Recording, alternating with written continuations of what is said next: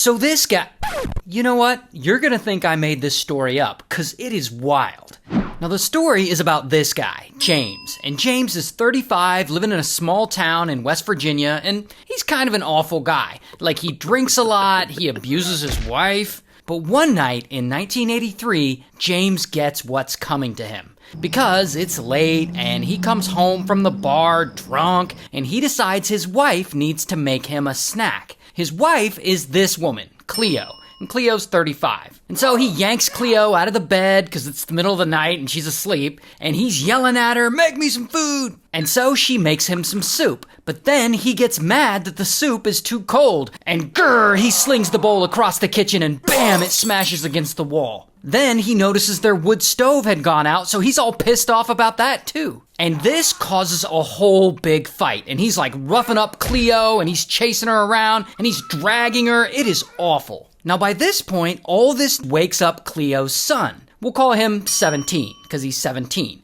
And 17 is James's stepson. And I guess 17 tries to intervene, and this turns into an even bigger fight. And so James ends up roughing him up too. And pretty quickly, James has Cleo and her 3 sons sitting at the kitchen table, and he's berating them, all while holding a huge kitchen knife and shaking it at them. Then he grabs a .22, and he starts waving it around, screaming at them. Now, all this screaming wakes up this woman, Cleo's mom, who we'll call Grandma. And Grandma is 55, and she lives next door. And so she wakes up, and she runs over, and she sees James waving the .22 around, and she eventually tries to grab it from him, and a struggle ensues. But Grandma, she ain't playing around, and she wrestles the .22 away from his drunk ass, and he lunges at her to get it back, and then blam, she shoots him right in the chest. So now James is lying there unalived. And Cleo is like, well, now what are we gonna do? I guess they don't want Grandma to go to prison for murder. And so they decide to bury the body in the backyard. And for some reason, they make 17 and his younger brother do it. And so 17 and his younger brother are in the backyard digging this big ass hole, and eventually the hole is big enough and they put James in there and they bury him. But now they have another problem. James's truck is there and they need to get rid of it. And so they put their heads together and they come up with a plan to drive the truck down to the local river and push it into the water and make it look like James got into a car accident. Now, I don't know how they're gonna stage a car accident while James's body is buried in the backyard, but this is their plan. And so Cleo and Grandma and 17, they head over to the river and they take James's truck and they take their car to drive back home in. And so the 2 vehicles drive about 30 miles to the river and they park James's truck on a hill, and 17 gets out and he starts pushing it toward the water until it starts rolling forward. And it rolls and it rolls and it gets close to the shore, but then bam, it stops. Because it gets stuck in the mud. So then Cleo and Grandma get out of the car. And I guess they're like standing there and they don't want to go up and physically push the truck anymore because it's now in the mud, and I guess they don't want their footprints all in that mud, which is smart. And so they're like, all right, I guess we'll just leave. But here's the thing. They locked their keys in their car. Now, why they locked their car door in the first place when they're alone out in the middle of nowhere, I have no idea. But now they're locked out. And it's 1983, so no cell phones. However, luckily, someone passes by, and it's a small town, and they all know each other, and so this person gives them a ride back to their house so they can get a spare key and retrieve their car and go home. Then, the next day, Cleo calls police and files a missing persons report for James so that she doesn't look suspicious. And immediately, the police start looking, and they find his truck, and they start dragging the river looking for James's body.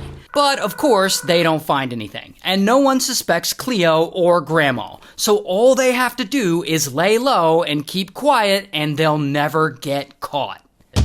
Until... A few days have passed since James's death, and no one suspects a thing. But Cleo is sitting at home suffering. She just can't get this whole situation out of her head. She keeps thinking about it. James might have been an abusive asshole, but she's feeling bad for his family, and she's thinking that if his body is never found, then he won't get a proper burial, and that just doesn't feel right to her. And so she comes up with a new plan. First, she waits until nighttime. Then she makes 17 and his brother dig James's body back up.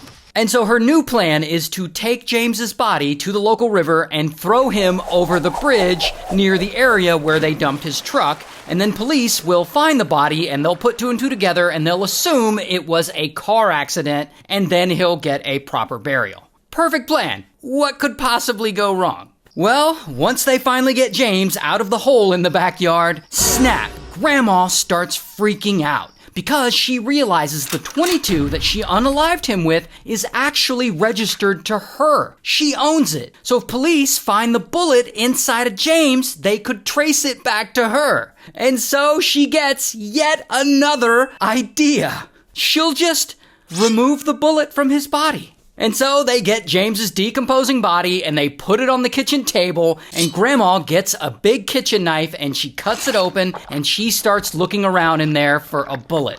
But she can't find it. So then she takes out his heart and lungs, I guess to get a better look in there, but she still can't find this bullet. So then she just gives up and she throws the heart and lungs away. Like, oh, okay, I guess I'm done. And so anyway, Cleo, Grandma, and 17, they load James into the car and they drive him to the river onto that bridge. And then these two women and a teenager pull his body out of the car and they yeet him over the side of the bridge. And boom, James's foot gets caught on the structure of the bridge. And now the body is hanging upside down, dangling off the underside of this bridge. And they're all like, fuck, how are we gonna get him down? And so Cleo and Grandma, they send poor 17 to climb up under the bridge onto the understructure to try and knock James's body loose. But then, in the middle of all this, out of nowhere, pow, headlights appear. It's the police. And Cleo and Grandma, they panic like, oh shit! And they jump in their car and they speed away.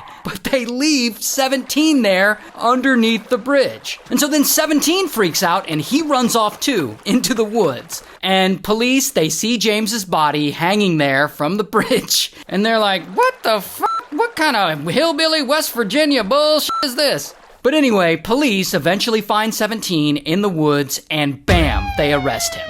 Also, bam, they arrest Cleo, while Grandma ends up turning herself in. And so ultimately, Cleo is found guilty of disinterment of a body, and she ends up serving about 2 years in prison. While 17 does a little time in juvenile detention, but not very much. While Grandma takes a plea deal, but I guess the judge feels sorry for her because, you know, the whole self-defense of it all, and she only ends up spending 55 days in jail.